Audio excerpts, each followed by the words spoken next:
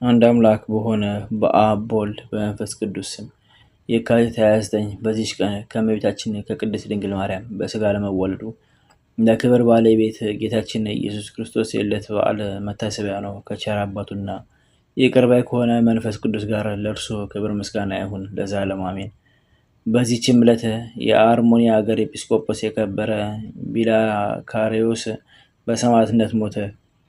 ይህም አባት ፈጽሞ እስካረጀ ድረስ በተሾመበት ወንበር ብዙ ዘመናት ኖረ።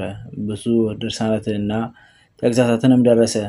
እሊህም ስለከበረች የዕለት በዓል፣ ስለ እመቤታችን ስለ ቅድስት ድንግል ማርያም ስለ ሞት እና ስለ መቃብር፣ በኃጥአን ላይ ስለሚደርስባቸው ስቃይ፣ ስለ መድኃኒታችንም የረቀቀ ጥበብ፣ ስለከበሩ በዓላትም ናቸው። ሕይወት በሆኑ ትምህርቶቹ ብዙ ነፍሳትን መስዋዕትን አድርጎ ለእግዚአብሔር አቀረበ። በክርስቲያንም ወገኖቹ ላይ የስደትና የመከራ ወራት በሆነ ጊዜ በክብር ባለቤት ጌታችን ኢየሱስ ክርስቶስ ስም ደሙን ሊያፈስ ወደደ። ሕዝቡንም ሰብስቦ በቀናች ሃይማኖት ይጸኑ ዘንድ አዘዛቸው። ስለ ጌታችን ኢየሱስ ደሙን ሊያፈስ ይሻልና እነርሱ እንግዲህ ፊቱን እንደማያዩት ነገራቸው። ሰምተውም አለቀሱ። ስለ መለየታቸውም እጅግ አዘኑ። የሙት ልጆች እንሆን ዘንድ ለምን ትተወናለህ አሉት። ማስቀረትና ማስተውን ባልተቻላቸው ጊዜ ከእርሳቸው ዘንድ ወጥቶ ወደ መኮንኑ ሄደ። በፊቱም ቆሞ በክብር ባለቤት በጌታችን ኢየሱስ ክርስቶስ ታመነ። መኮንኑም ብዙ ስቃይን አሰቃየው።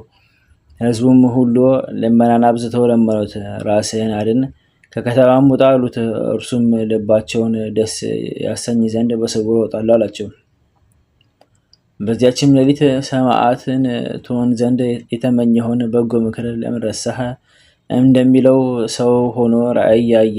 ከዚህም በኋላ ተመልሶ ለመኮንኑ ተገለጠለት። በዚያንም ጊዜ ራሱን በሰይፍ ይቆርጡ ዘንድ መኮንኑ አዘዘ። የሰማዕትነት አክሊልንም በመንግሥተ ሰማያት ተቀበለ።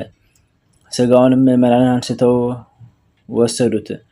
ለኤጲስቆጶሳትም እንደሚገባ አክብረው ገንዘው በመቃብር አኖሩት። ለእግዚአብሔር ምስጋና ይሁን፣ እኛንም በጸሎት ይማረን፣ በረከቱም ከኛ ጋር ትኑር ለዘላለሙ አሜን። አንድ አምላክ በሆነ በአብ በወልድ በመንፈስ ቅዱስ ስም የካቲት 30 በዚህች ዕለት የመጥምቁ ዮሐንስ የከበረች ራሱ ተገኘች።